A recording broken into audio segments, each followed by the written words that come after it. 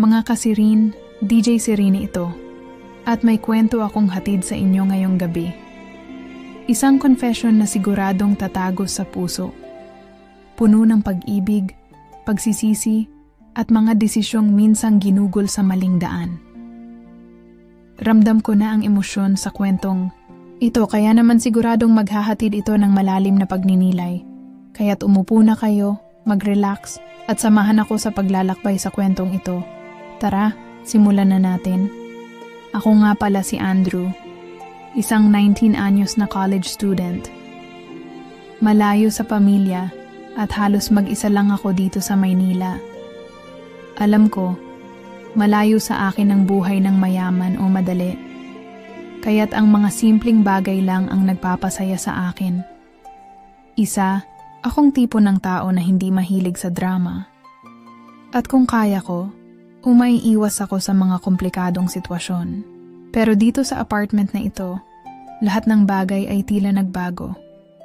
Nagtatrabaho ako part-time para makabayad ng renta at masustentuhan ang aking mga pangangailangan. Isa sa mga dahilan kung bakit ako pinili ang apartment na ito ay si Anita, ang may-ari ng lugar. Hindi ko pa siya kilala ng husto noon, pero may kakaibang bagay sa kanya na agad kong napansin. Si Anita, 50 anyos, matandang dalaga, at sa kabila ng kanyang edad, may kakaibang charm. Hindi ko alam kung bakit, pero tuwing tinitingnan ko siya, may nararamdaman akong kakaiba sa dibdib ko. Parang may nagsasabing tumigil at mag-isip, pero hindi ko kayang tigilan. Hindi ko rin kayang sabihing mahal ko siya. Kasi sigurado akong hindi ko siya kayang makuha. Kaya ang ginawa ko na lang, umiiwas ako sa mga bagay na nagpapalabas ng nararamdaman ko. Hanggang sa dumating ang isang gabi, na hindi ko na kayang pigilin, habang binabayaran ko ang aking renta at nagpapakita ng ilang kabutihang loob kay Anita, napansin ko na unti-unting lumalapit siya sa akin. Marahil iniisip ko na nagiging komportable na siya sa akin at ako naman, nasanay na ring magpakita ng interes. Hindi ko alam kung dahil sa pagmamahal o dahil sa isang simpleng layunin. Ang totoo, hindi ko na alam kung anong nararamdaman ko. Kung nagiging totoo na ba ako o kung nagsisinungaling lang ako sa sarili ko.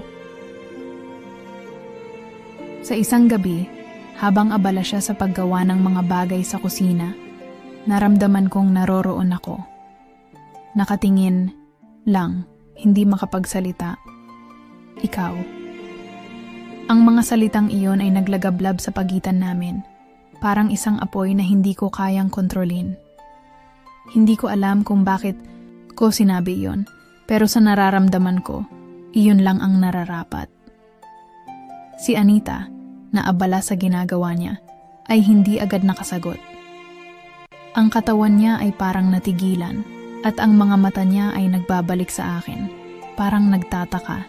Nang matapos ang ilang segundo ng katahimikan, dumapo sa akin ang mga mata niyang may halo ng pagkabigla at pagdududa. Hindi ko alam kung ano ang ibig sabihin ng tingin niyang iyon, ngunit parang may kasamang takot at libog. Magkahalong emosyon na hindi ko kayang ipaliwanag. Halos matulala ako sa mga mata niyang iyon. Tumingin siya sa akin at sa mga mata niyang iyon, parang umaasa akong bibigyan ako ng sagot. Pero hindi ko alam kung ano. Andrew, ang tanging nasabi niya. Wala nang kasunod. Ibinaba niya ang hawak niyang salamin at tumingin siya sa akin ng diretsyo. Ang aking dibdib ay mabilis na tumibok, parang may kabuntot na paghihintay. Hindi ko alam kung anong aasahan ko. Wala akong plano kung anong susunod. Hindi ko alam kung magagalit siya o baka naman magtatawa. Ang puso ko ay tila lumalakas ang pintig at ang mga mata ko ay nagsimulang magliwanag ng may kasamang kaba. Anita, gusto ko lang malaman mo na hindi ko ito sinasadya. Ang bulong ko, medyo naguguluhan. Ang bigat ng katahimikan sa pagitan namin ay parang nilamon kami ng lahat ng aspeto ng pagkatao. Ang bawat maliit na detalye ay nagsimulang magbago. Parang ang lahat ng oras ay naglalaman ng malalaking tanong hanggang sa nang hindi ko inaasahan. Ngumiti siya. Isang ngiti na puno ng mga tanong at mga hindi nasabi. Walang salita, pero parang may nararamdaman siyang kapareho ko. Hindi ko alam kung paano magtapos ang gabi. Ngunit alam ko, simula pa lang, ito, hindi ko alam kung anong mangyayari. Ngunit sa tingin ko, magpapalit na ang lahat ng bagay sa pagitan namin. Magulo man o magaan, hindi ko na kayang mag-isa pa sa mga nararamdaman ko. Kailangan kong malaman kung ano na ang kahulugan ng... Minsan naiisip ko kung bakit ko pinili ang apartment ni Anita. Hindi ko talaga alam. Siguro dahil sa lokasyon. Malapit sa school at sa kabuuan, mura. Pero may mga bagay na hindi ko kayang ipaliwanag at isa na doon si Anita. Parang walang kinalaman ang mga malalaking dahilan. Ang totoo, mula nang makilala ko siya, nagkaroon ako ng ibang pananaw sa mga bagay-bagay. Naalala ko pa nung unang beses ko siyang nakita, hindi siya yung tipong babaeng mapapansin agad sa kalsada. Hindi siya nakasuot ng mga flashy na damit o nakaayos na buhok. Pero may kakaibang aura siya na hindi ko matanggal sa isip ko. Si Anita, 50, hindi na bata, at sa mga mata ng ibang tao, baka hindi na siya mukhang kaakit-akit. Pero para sa akin, may isang bagay sa kanyang hindi ko maintindihan. May mga pagkakataong naisip ko, kung may nakatago siyang pagkatao, isang bagay na hindi nakikita sa mga unang tingin. Ang bahay ni Anita, para bang naglalaman ng mga alaalang matagal nang nakatago. Karamihan ng mga gamit niya, matanda na. Pero, ang mga ito ay may kakaibang kwento. Bawat sulok ng apartment ay parang puno ng mga lihim. At si Anita, sa kabila ng pagiging tahimik at hindi gaanong palabiro, ay may kung anong lakas na nakakapit sa akin. Ang mga mata niya, yun ang hindi ko kayang kalimutan. Parang may isang kisap mata lang at kayang magbukas ng 100 ng mga tanong na wala akong sagot. Pero ang mga tanong na iyon ay hindi ko masagot. Lalo na nang malaman ko na si Anita pala, kahit sa edad niyang iyon, ay virgin pa. Ang bawat gabi nagiging mas magulo ang aking isipan. Ang bawat kilos ni Anita ay nagbibigay ng isang tanong. Bakit hindi pa siya naranasan ng pagmamahal na alam kong kaya niyang ibigay? Alam ko na hindi ko dapat siya gawing proyekto. Hindi ko dapat gawing dahilan ang mga personal kong interes para magkaroon ng kalayaan sa renta. Pero hindi ko maiwasang mangyari iyon. Hindi ko na kayang pigilan ang mga nararamdaman ko. Ang mga gabi na naglalakad kami sa paligid ng apartment, nag-uusap ng mga simpleng bagay, ay nagiging mas matagal. Ang kanyang tinig, hindi ko alam kung paano ko ipaliwanag, pero may ibang puwersang humahatak sa akin. Para bang may kuryente sa hangin sa bawat sandali ng pagkikita namin. May mga pagkakataong hindi ko alam kung anong nararamdaman ko. Hindi ko kayang ilagay sa mga salita ang mga emosyon ko. Ang pagkakaroon ng interes kay Anita ay parang hindi nararapat. Matandang dalaga siya at ako, isang batang lalaki na puno ng kabataan at kalayaan. Pero sa kabila ng lahat, may humihila sa akin patungo sa kanya. Hindi ko kayang itago pa ang nararamdaman ko. Kaya't isang araw, nang magkausap kami habang abala siya sa pag-aalaga ng mga halaman sa paligid ng apartment, nagdesisyon na akong magsabi ng totoo. Hindi ko kayang ipaliwanag kung bakit ko iyon sinabi. Baka dahil gusto ko lang maramdaman na may pagkakataon pa akong magbago, mag-iba. Baka dahil gusto ko rin maramdaman na may halaga ako, kahit hindi sa mga mata ng lahat, kundi sa kanya lang. Si Anita, sa kabila ng lahat ng kakulangan na makikita ng ibang tao, ay may kabuuang pagkatao na hinahanap ko. Hindi ko siya matanggal sa isip ko. Siguro dahil sa mga simpleng bagay na ginagawa niya. Yung mga pagkakataong nakikita ko siya na nakangiti ng walang dahilan. O yung mga gabi na nakaupo kami sa veranda. Nagmamasid ng mga bituin. Hindi ko alam kung paano ko siya nagustuhan ng ganito. Sa totoo lang, iniwasan ko na ang mga ganyang bagay. Akala ko magtatapos ako sa isang tahimik na buhay. Pero si Anita, siya ang nagpabago sa lahat. Tinanong ko pa nga minsan sa sarili ko kung pwede bang mangyari yun. Na ang isang batang tulad ko ay magustuhan ng isang babae na tulad niya. Puno siya ng takot, puno ng mga bagay na hindi ko kayang intindihin. Pero ang lahat ng ito ay tila nauurong. Laging may puwang sa pagitan namin, isang puwang na hindi ko kayang punan. Baka nga hindi ko pa naiisip ang lahat ng bagay ng buo.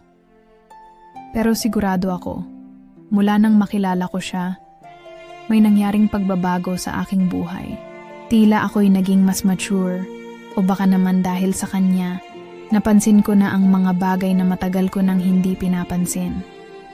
Hanggang sa isang gabi, nagsimula na siyang magbago. Hindi na siya ang Anita na matanda at tahimik lang. Si Anita na ngayon ay tila may mga pagkakataon na magpakita ng konting init sa akin. Ng konting pagkaakit. Siguro, parang ako lang. Naguguluhan din siya.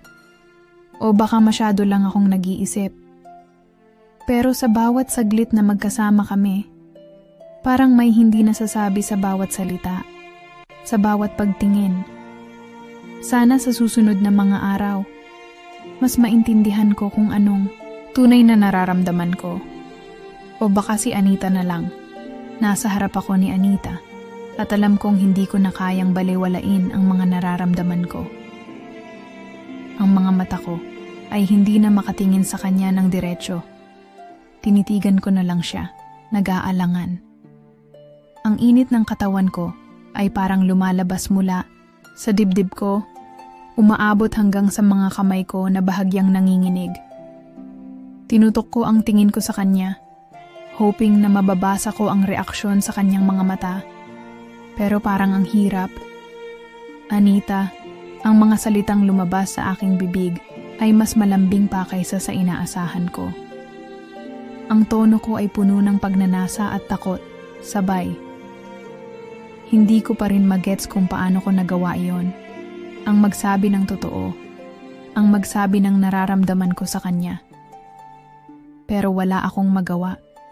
Sinabi ko na, at kahit na ako ay natatakot sa mga susunod na mangyayari, wala nang bawian.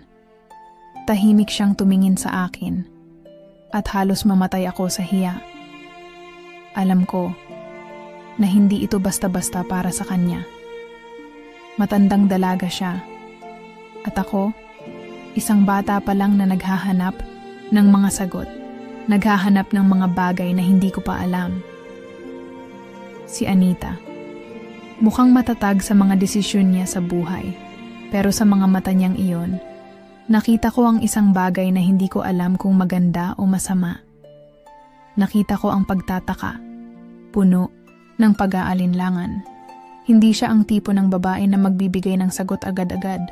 Minsan, ang hindi pagsagot ay may kahulugan.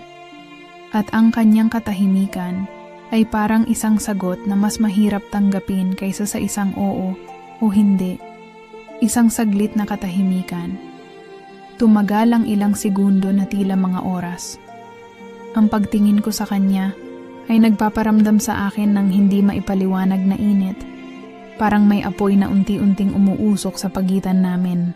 Hindi ko alam kung anong klaseng pagkakaintindihan meron kami. Pero sa mga tingin lang namin, may mga bagay na naipapahayag na hindi kailangang sabihing malakas. I could feel her eyes scanning me, weighing me as if deciding if I was worth the risk. Andrew. Dahan-dahan niyang binitiwan ang pangalan ko, na may kasamang ingat. Tila may bakas ng takot sa kanyang tinig, pero sa kabila ng lahat, may konting lambing din. Hindi ko malaman kung paano ko dapat itugon. Hindi ko kayang magpatawa o magpatahimik. Lahat ng nararamdaman ko ay tila nakapaloob na sa mga mata ko. Tinutulungan ko lang siya na makuha ang mga sagot mula sa aking silensyo. Tumingin siya sa akin ng mas malalim, ang mga mata niyang parang may gustong itago, parang may malalim na lihim. I'm not sure what you want, Andrew. Hindi ko alam kung anong magiging sagot ko.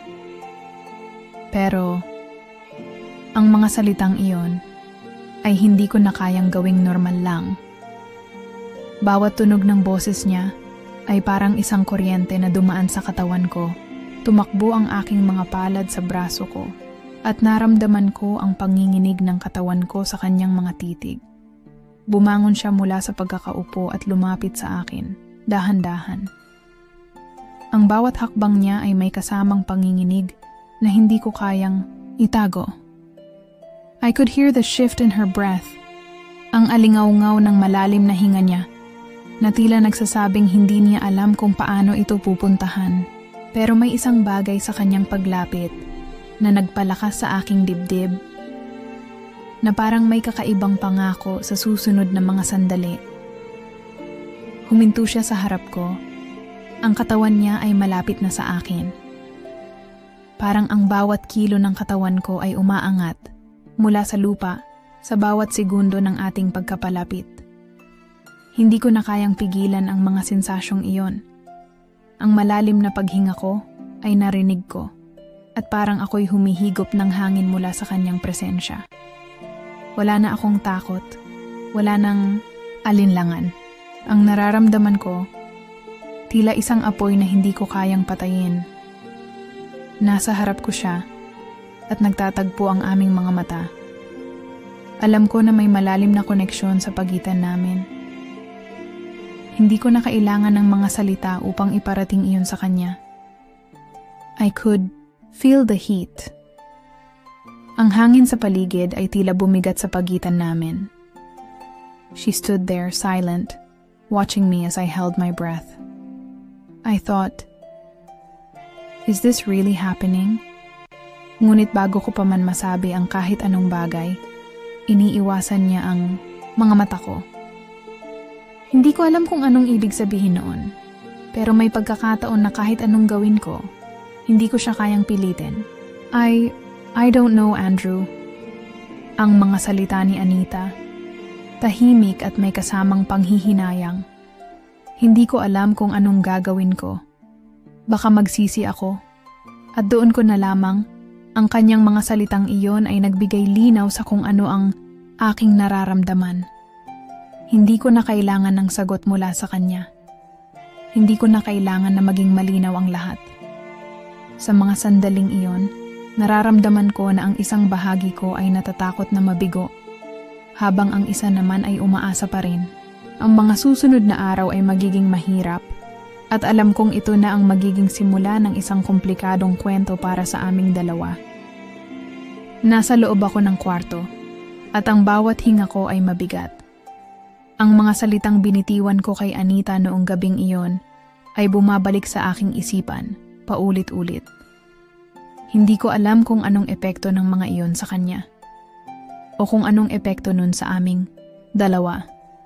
Ang tanging alam ko lang, nagbago ang lahat mula ng iyon. Hindi na kami katulad ng dati. Pagpasok ko sa apartment, may nararamdaman akong hindi maipaliwanag.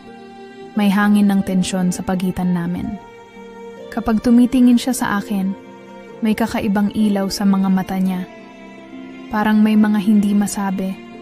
Parang may mga salita na hindi kayang lumabas. Ako rin, kahit anong gawin ko, hindi ko kayang magsalita ng buo. Ang pakiramdam ko, ang mga puso namin ay nagkakaroon ng pag-aalinlangan sa isa't isa. Si Anita, mula sa mga araw na lumipas, naging mas tahimik. Hindi ko na siya madalas makita sa kanyang mga usual na gawain. Para bang may nagbago sa kanyang mundo. Ang mga mata niya, hindi ko na matukoy kung may kasamang lungkot o kaba. Nagkakaroon kami ng mga sandali ng tahimik na pagtingin sa isa't isa. Pero lagi siyang umiwas. Hindi ko alam kung paano ko siya susundan o kung paano ko siya tatahakin. Ako na lang yata ang nagiging mapilit sa amin at siya nahihirapan. Kaya't pinipilit kong maging mahinahon, nagmamasid, naghihintay na baka dumating ang pagkakataon na magkausap kami ng mas malinaw. Isang araw, habang nag-aayos siya ng mga gamit sa sala, naglalakad akong papalapit sa kanya. Hindi ko na kayang pigilin pa ang nararamdaman ko. Ang katawan ko, parang may sariling gusto at hindi ko na kayang tanggihan. Naglakad ako patungo sa kanya. Ang mga mata ko ay puno ng mga tanong, puno ng mga saloobin na ayaw ko nang itago pa. Anita, hinawakan ko ang kamay niya at naramdaman ko ang malamig na balat niya. Hindi ko alam kung anong nararamdaman niya, pero ang katawan ko ay nagsasalita na. Ang mga paa ko, parang may sariling buhay na nagtutulak sa akin patungo sa kanya. Walang salita ang lumabas mula sa bibig ko, kundi ang init ng katawan ko na nakatago sa bawat galaw ko. Ngunit bago ko pa magawa ang nais ko, umatras siya ng bahagya. Andrew, mahinang tinig niya. Hindi ko pa rin alam kung ano ang gagawin ko. Baka hindi ko kayang bitawan ang mga bagay na matagal ko nang pinaninindigan. Bumangon ang mga tanong sa aking isipan. Anong ibig niyang sabihin? Baka nga hindi pa siya handa. O baka naman may mga bagay siyang kinikimkim na hindi ko alam. Ngunit hindi ko kayang tumigil. Hindi ko kayang pabayaan siya na mag-isa sa mga takot na iyon. Anita, sabi ko, sinubukan kong iparating ang nararamdaman ko. Hindi ko na kayang maghintay. Alam ko, baka maging mahirap para sa'yo pero hindi ko na kayang itago pa ito. I don't want to be just a tenant anymore. I want to be something more to you. Ang mga mata ko ay naglalaman ng tapat na hangarin. Naramdaman ko ang bawat piraso ng emosyon ko na bumangon mula sa aking dibdib. Ang init na nararamdaman ko, hindi ko na kayang itago. Hindi ko alam kung anong mangyayari, pero wala na akong takot. Alam ko na hindi madali para kay Anita at wala akong karapatan na pilitin siya. Ngunit gusto ko siyang iparamdam na hindi ako aalis, na handa akong maghintay. At nang makita ko siyang tumango ng bahagya, naramdaman ko ang bigat na lumuwag sa aking dibdib. Hindi pa siya handa, pero hindi ko na kayang tanggapin ang pagiging hangang tenant na lang. Hindi ko alam, Andrew. Mahinang wika ni Anita. Pero siguro, kailangan ko ng panahon. Kailangan ko pang mag-isip. Sa mga salitang iyon, alam ko na may pag-asa pa. Hindi siya nagsara ng pinto, kundi nagbigay lamang siya ng espasyo upang mag-isip. At kahit na hindi ko alam kung anong mga susunod na hakbang, nahanap ko ang sarili ko sa lugar ng pag-asa. Pag-asa na magsimula kami ng bagong kwento. Ngunit ang tanging sigurado ako, ang mga araw na darating ay magdadala ng mga pagsubok na hindi ko pa kayang lutasin. Ngunit sa mga mata ni Anita, nakikita ko pa rin ang posibilidad. 1 linggo ang lumipas mula nang magtagpo ang mga mata namin ni Anita. At bawat araw na dumaan, mas lalo kong naramdaman ang bigat ng hindi pagkakaintindihan. Laging may nararamdaman sa pagitan namin. Pero hindi kami nag-uusap tungkol dito. Kung minsan, nagkakasalubong kami sa hallway o sa sala, pero laging may distansya. Isang tila hindi nakikitang pader na hindi ko kayang gibain. Minsan naiisip ko, baka nga siya lang ang may pagdududa. Baka hindi niya pa kayang tanggapin ang nararamdaman ko. Sa mga oras na magkatabi kami, hindi ko kayang magtago ng emosyon. At naiisip ko, baka nga may mga pagkakataon na gusto niyang yakapin ito, ngunit natatakot siya. At ang mga sandali ko sa kanyang presensya, parang mga pira-pirasong pangarap na hindi ko alam kung kailan mawawala o kung kailan magiging totoo. Ang mga mata ko ay hindi kayang magtakip ng nararamdaman ko. Sa bawat sandali, parang may hinahanap akong sagot mula sa kanya.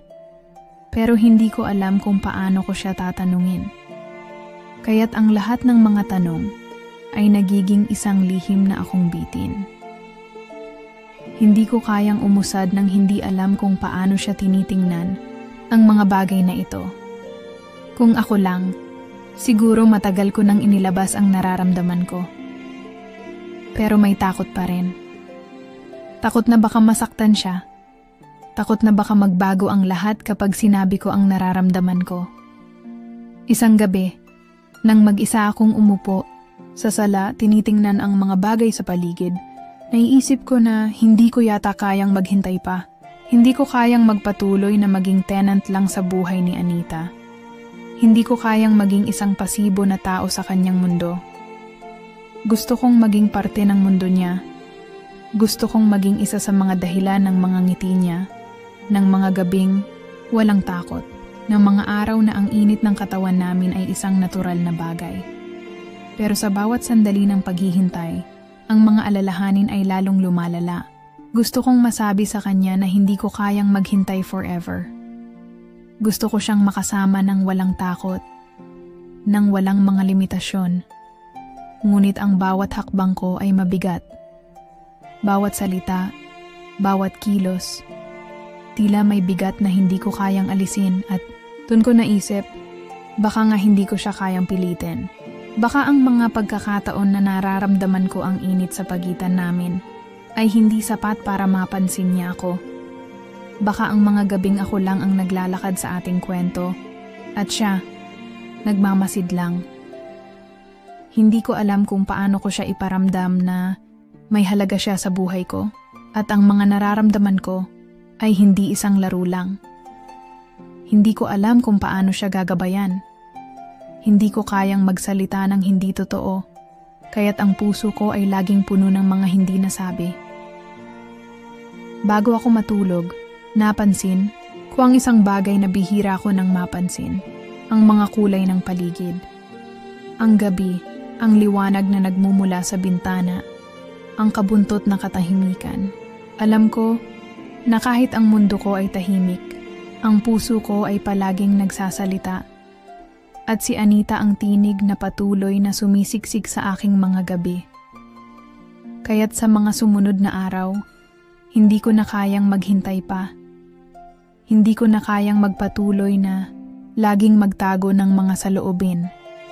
Kaya't isang araw, habang siya ay abala sa kanyang gawain, lumapit ako kay Anita. Ang katawan ko ay puno ng init at kaba, pero ang mga mata ko, handang makipaglaban. Anita, ang tawag ko sa kanya. Hindi siya agad tumingin sa akin, pero naramdaman ko ang presensya niya. I knew she was listening. Anita, hindi ko na kayang magtago ng nararamdaman ko. Hindi ko na kayang patagilid na lang habang ikaw ay nandyan. Gusto ko na sanang malaman mo na hindi ako natatakot. Hindi ako natatakot na maging totoo sa nararamdaman ko. Hindi ko na kayang maghintay. Ang mga salitang iyon ay binitiwan ko mula sa aking puso. Hindi ko kayang ipaliwanag kung bakit ganun ako ka-sincere. Pero sa bawat salita na lumabas sa bibig ko, para bang ang mga tanong ko sa kanya ay naging sagot sa loob ko. Tumingin siya sa akin. Ang mga mata niya ay hindi na tulad ng dati. Parang may kahulugang gusto niyang iparating, ngunit hindi siya nagsasalita agad. Dahan-dahan, umupo siya sa tabi ko. May kasamang lungkot at kabuntot na hinagpis. Hindi ko alam kung anong ibig sabihin ng mga iyon, pero ramdam ko ang bigat ng bawat saglit. Andrew, hindi ko pa rin alam kung anong gusto ko. Ang wika ni Anita, mahina at may kalungkutan sa tono. Hindi ko alam kung paano ko tatanggapin ang nararamdaman mo. Pero, tumigil siya at ang mga mata niyang umikot sa akin, punong-puno ng mga hindi masabing saloobin. Pero hindi ko kayang gawing biro ang mga nararamdaman mo. At doon, sa mga salitang iyon, Naramdaman ko na kahit hindi pa siya handa, ang hindi pagsabi ng oo ay isang uri ng sagot. Isang sagot na hindi nangangahulugang wala na. Isang sagot na nagsasabing may pagkakataon pa. At sa puso ko, sa mga sandaling, iyon naiisip ko na ang pagtanggap sa mga nararamdaman namin ay hindi magiging madali. Pero hindi kami makakawala, hindi ko alam kung anong nangyari sa amin. Pero parang may isang malaking puwang na hindi ko kayang punan. Habang lumilipas ang mga araw, tumitindi ang tensyon. Si Anita, tahimik pa rin. Ngunit alam kong may mga oras na parang nararamdaman ko, siya ang kanyang mga mata, hindi kayang magtago ng nararamdaman. Sa bawat galaw niya, parang may tanong na lumulutang sa hangin. Mga tanong na hindi namin kayang sagutin. Pero parehong kami ang nagdadala. Ako, hindi ko kayang maging tahimik lang. Hindi ko kayang maghintay ng walang kasiguraduhan. Hindi ko kayang maging isang tao na palaging natatakot, na palaging nagmamasid na lang sa gilid. At kaya't minsan, kapag magkasama kami, ang mga mata ko'y tila naglalakad patungo sa kanya. Ang mga mata ko, hindi na kayang magtago. Alam kong nararamdaman din niya yon, ang init, ang kaguluhan sa pagitan namin. Pero siya, may distansya, laging may takot sa kanyang mga galaw, sa kanyang mga salita. Isang araw, habang magkasama kami sa sala, natagpuan ko ang sarili ko na muling naglalapit sa kanya. I couldn't hold back anymore. Ang mga tanong ko sa sarili ko, hindi ko na kayang ipagpaliban. Si Anita patuloy pa rin sa kanyang gawain, ngunit ang mga mata ko hindi na kayang magtago ng nararamdaman. Anita, we need to talk. Tumigil siya at tiningnan ako. Hindi siya agad nagsalita, ngunit naramdaman ko ang bigat sa kanyang dibdib. Ano na naman ang gusto mong sabihin, Andrew? Malalim ang tono ng boses niya. Hindi ko alam kung takot ba siya o galit. Pero sa mga mata niya, nakita ko ang pagdududa. Kumapit ako sa sarili ko at tiningnan siya ng seryoso. I'm not just a tenant here anymore, Anita. Hindi ko kayang magpatuloy na parang wala nang nangyari. Hindi ko kayang magmukhang hindi ko care. Hindi ko kayang itago ang nararamdaman ko pa. Gusto ko ng closure. Gusto kong malaman kung ano tayo. Kung ano ang magiging kahulugan ng lahat ng ito. Tahimik siya at ang mga mata niya para bang naglalakbay sa malalayong lugar. Hindi siya makatingin sa akin ng matagal at ang hangin sa paligid namin ay parang mabigat. Halos hindi ko na kayang huminga. Ako na lang yata ang nagmamadali. Ako na lang yata ang tumatakbo. Ngunit hindi ko siya kayang pilitin na sumunod. Andrew, mahina niyang sagot. Hindi ko alam kung anong nangyayari. Gusto ko ng kaunting panahon pa.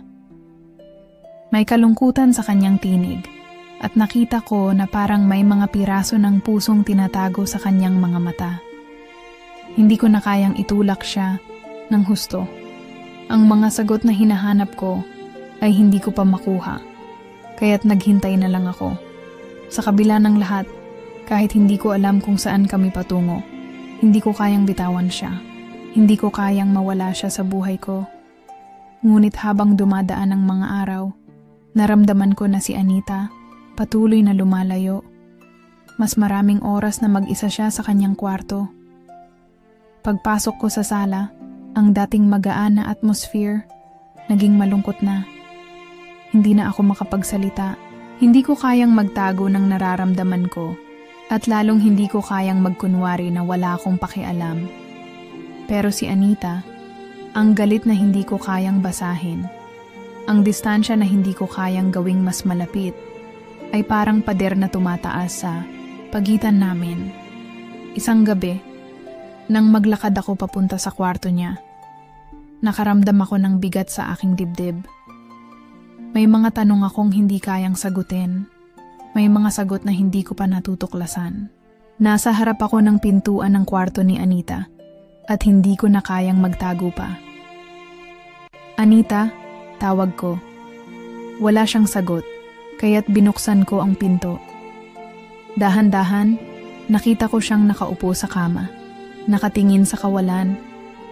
Hinawakan ko ang kamay niya. I'm sorry, sabi ko. Ang boses ko ay puno ng emosyon. Hindi ko kayang hindi iparamdam sa iyo na mahal kita. Hindi ko kayang maghintay na walang kasiguraduhan. I just need to know, do you care about me? Sa bawat salitang lumabas mula sa aking bibig, ang puso ko ay parang wasak na. Hindi ko na kayang maghintay pa. Hindi ko kayang mabuhay sa isang mundong puno ng tanong na hindi kayang sagutin ni Anita. Ngunit bago ko pa siya mapilitang magsalita, tumingin siya sa akin at may mga mata siyang hindi ko maintindihan. Andrew, sinimulan niyang magsalita, ngunit ang tinig niya mahina at puno ng takot. I do care about you, but I'm scared. Ang mga salita niyang iyon ay parang bugso ng ulan sa tag-init. Ang mga takot na matagal ko nang iniiwasan, bumangon sa kanyang mga mata. Hindi ko kayang pigilan siya. Hindi ko kayang itago ang nararamdaman ko. At ang mga salitang binitiwan niya ay parang ang unang hakbang patungo sa pagkakaayos ng lahat. Hindi pa siya handa. At ako, hindi ko kayang magsalita ng mga salitang magbibigay ng kasagutan sa lahat ng katanungan namin. Ngunit ang isang bagay lang ang sigurado ko, ang mga araw na darating, magkakaroon kami ng pagkakataon upang magtulungan, upang maghilom, at upang mapagtagumpayan ang hindi ko na alam kung paano ko sisimulan ang araw na iyon. Para bang ang lahat ng nangyari sa amin ni Anita ay isang pabilog na takbo ng mga emosyon. Minsan umaangat, minsan bumabagsak. Pero sa araw na iyon, may iba akong nararamdaman. Isa itong uri ng pagkaparalisado. Hindi ko na alam kung anong susunod. Ang bawat sandali ay puno ng takot, ngunit may lakas ng loob na nagsisilbing gabay ko. Habang papasok ako sa apartment, ang mga mata ko'y nagmamasid sa paligid. Ang mga pader na palaging naging saksi sa aming mga tampuhan at ngiti. Ang mga lugar na tila puno ng mga hindi nasabi. Alam kong sa mga sandaling iyon, pareho kami ni Anita na nagtatago sa isang pagkakabasag. Isang masalimuot na damdamin na tila hindi kayang pagtagumpayan ng mga salitang hindi natutunan. Pero ang mga gabi, ang mga araw na magkasama kami, nagbigay ng mga pagkakataon na akala ko ay hindi na mangyayari. Isang mabilis na hininga ang lumabas sa bibig ko. Lumapit ako sa kwarto ni Anita. Ngunit sa bawat hakbang ko, ang puso ko ay parang mas mabigat. Kakaibang kaba ang nararamdaman ko. Hindi na ako sigurado kung paano ko sasabihin ang nararamdaman ko sa kanya. Ang mga takot at hindi alam kung anong magiging reaksyon niya. Lahat ng iyon ay nagsimula ng magkabuntuhan. Bago pa ako makapagtanong, narinig ko ang mahinang tinig ni Anita mula sa loob ng kanyang kwarto. Andrew, pumasok ka. Walang alinlangan, tinulungan ko ang sarili ko at pumasok sa kwarto niya. Nakaupo siya sa gilid ng kama. Ang mga mata ay nakatuon sa malalim na kalaliman ng kanyang isipan. Tahimik ang paligid, ngunit ang hangin ay puno ng init ng mga tanong, init ng mga damdamin na hindi kayang lisanin. Sumandal ako sa pinto at hindi ko kayang itago ang mga mata ko. Ang mga mata ko ay puno ng tanong. Hindi ko kayang iwasan ang nararamdaman ko. Anita, sabi ko. Halos isang pabulong. Hindi ko na kayang magtago ng nararamdaman ko pa. Hindi ko kayang maghintay habang parang hindi ko alam kung anong nangyayari. Hindi ko kayang makita na hindi ko kayang patagilid lang sa buhay mo. Sa mga salitang iyon, napansin ko ang mga mata ni Anita. Tila may isang bagay na natutunan sa mga mata niya, isang bagay na matagal na niyang tinatago. Hindi ko na alam kung anong pumipigil sa kanya. Hindi ko na kayang patagilid na lang sa likod ng mga tanong. Masyado na akong napagod. At ang mga tanong na, yun ay parang naglalakad na bilanggo sa puso ko. Tinitigan ako ni Anita ng mahaba. Ang mga labi niya ay magaan. Ngunit ang mga mata niya, makikita mong nag-aalangan siya. Hindi ko kayang mawalan ka, Andrew. Mahina niyang sinabi. Hindi ko kayang magpatuloy na hindi ko alam kung anong nangyayari. Pero may mga bagay pa akong kailangan linawin sa sarili ko. At sa mga salitang iyon, nakaramdam ako ng isang dagok sa dibdib. Naramdaman ko na, sa kabila ng lahat ng nangyari, si Anita ay mayroong pang mga takot na kailangang malagpasan. Sa mga saglit na iyon, hindi ko kayang magmukhang nagmamadali. Hindi ko kayang pilitin siyang sundan ako. Ngunit ang mga salitang, iyon ay may halong sakit at pangako. Isang pangako na kahit hindi pa siya handa, hindi ko siya iiwan. Ang puso ko, bagamat puno ng pag-aalala, ay nagpatuloy na magtulak sa kanya. I'm not going anywhere, Anita, sabi ko. Ang mga mata ko'y walang takas sa mga mata niya. Hindi ko kayang magpatuloy na parang wala lang. Kung ayaw mong magmadali, I can wait. Pero hindi ko kayang maghintay ng walang kasiguraduhan. Nagtaas siya ng tingin at tinitigan ako. Isang matagal na sulyap ng kanyang mga mata, na tila tinitimbang ang mga salitang binitiwan ko. Maya-maya, tumayo siya at lumapit sa akin. Minsang nanginginig ang kanyang mga kamay. Ngunit ito'y hindi takot. Ito'y ang takot na may kasamang paghihirap. Hindi siya sigurado, ngunit may nararamdaman na siyang hindi kayang itago. Andrew, hindi ko alam kung anong mangyayari, pero may mga oras na ayokong mawala ka. Ang mga salitang iyon ay nagsilbing pangako na. Sa kabila ng lahat ng pagdududa at takot, may pagkakataon pa rin sa aming dalawa. Ang mga labi niya, naglalapit sa aking mukha. Hindi siya nagmadali. Ang mga mata niya ay nagsasalita. At sa mga sandaling iyon, ang oras ay tumigil. Ang katawan ko, dumidikit sa kanya. At sa bawat galaw ng kanyang mga kamay, ramdam ko ang init na hindi na kayang itago. Hindi siya nagmadali at ako, hindi ko kayang pilitin siya. Ngunit sa bawat sandali ng pananabik na iyon, ang hangin ay tila tumigil. Ang mundo namin, punong-puno ng takot at pananabik. Hindi ko alam kung paano nangyari, ngunit sa mga sandaling iyon, sa pagitan ng mga salita at katahimikan, isang halik ang nagpasimula ng bagong kabanata sa aming buhay. Ang init ng katawan namin ay hindi maipaliwanag. Ang mga mata, ang katawan, at ang puso, lahat sila ay nagsalita ng mga salitang hindi kayang itago. Sa mga sandaling iyon, walang pag-aalinlangan, walang takot, walang kalungkutan.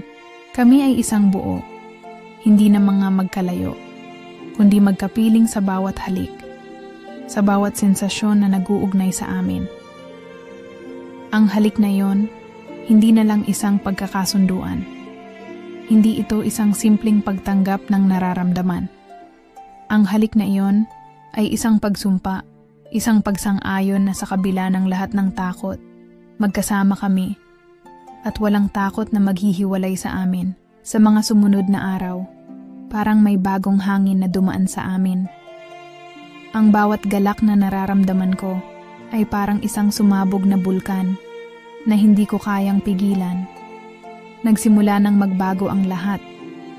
Kung dati, ang mga gabing punong-puno ng takot at pag-aalinlangan, ngayon ay puno ng kasiguraduhan, ng isang pagnanais na hindi na kayang gawing malabo ng kahit anong takot. Nasa sala ako ng apartment ni Anita, nagmamasid sa paligid. Ang bawat detalye ng mga pader, mga kahon, at ang makulay na ilaw na tumatagos sa bintana ay nagbigay ng kakaibang pakiramdam. Tumingin ako kay Anita, na nasa kusina at abala sa pag-aayos ng kape. May mga pagkakataon na ang bawat kilos niya ay nagiging isang senyas na may bagong simula. Ang mga mata niya, bagamat hindi kasing saya ng dati, ay may halong pag-asa, isang uri ng kalmado na hindi ko pa nararamdaman sa kanya. Andrew, you're staying for dinner, right? Tanong niya, tumigil sandali sa paghahanda. May mga pagkakataon na masyado kaming nagiging abala sa mga nararamdaman, ngunit sa mga simpleng bagay, sa mga tanong na tulad nito, doon ko nakita kung gaano kami magkaalam sa mga bagay na hindi na kailangang ipaliwanag.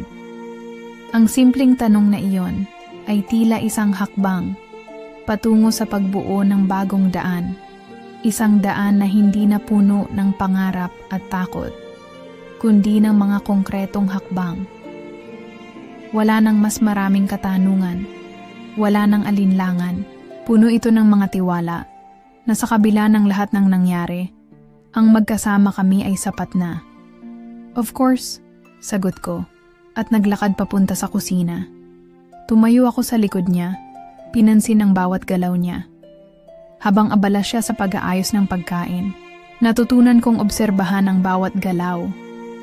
Ang maliliit na bagay, ang paraan ng paghahalo ng kape, ang mahinang tunog ng kanyang mga daliri habang hinihimas ang mug.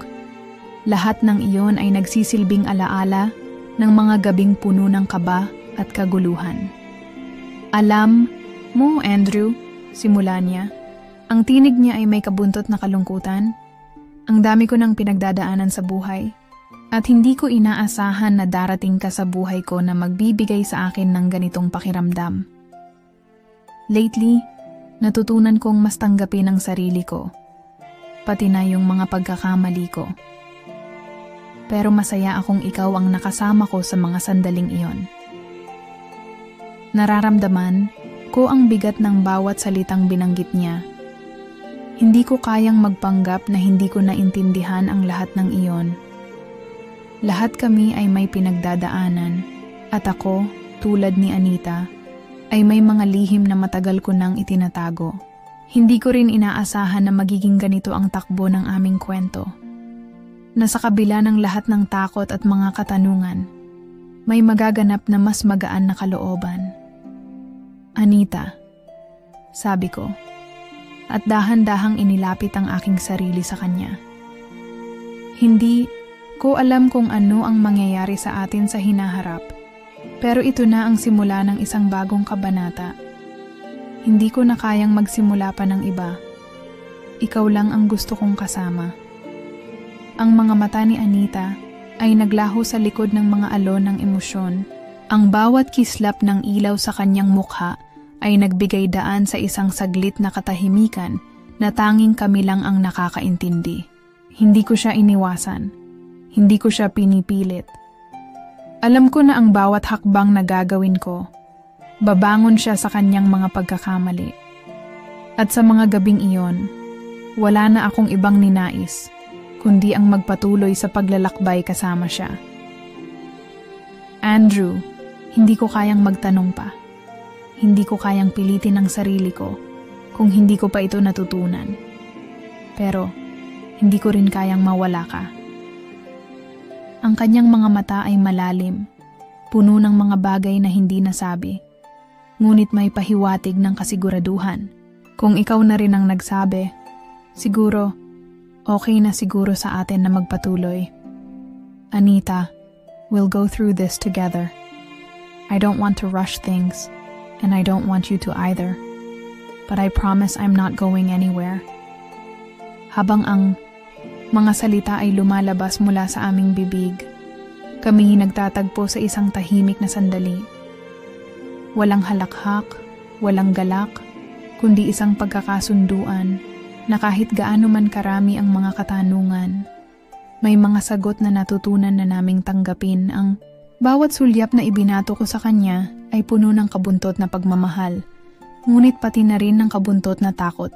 Ngunit alam ko na sa huli, ang bawat hakbang namin ay magbubukas ng bagong pag-asa para sa aming dalawa. Hindi ko alam kung anong hinaharap, ngunit ang bawat sandali ay may katuturan. Lahat ng nararamdaman ko, bawat halakhak at pagluha, ay nagsilbing mga tala na maghahatid sa amin patungo sa liwanag. At sa gabing iyon, habang tahimik ang lahat, kami nag-usap. Hindi na kami natakot. Hindi na kami nagtakip ng anumang lihim. Sa mga simpleng galak at mga sulyap, natutunan namin kung paano magpatawad, maghintay at mga kasirin, tapos na naman ang isang gabi ng kwentuhan at confessions. Sana'y nakatagpo kayo ng mga aral o kahit isang bagay na makakapagpasaya sa inyo. Alam ko, mahirap minsan, pero sa bawat desisyon, may natutunan tayo. At ang mahalaga, patuloy tayong naglalakbay. Hanggang sa susunod na kwento, mag-ingat kayo, magpatawad, at huwag kalimutan na laging may liwanag pagkatapos ng dilim. Ako si DJ Serena, nagsasabing, laban lang mga kasirine, kita-kits ulit.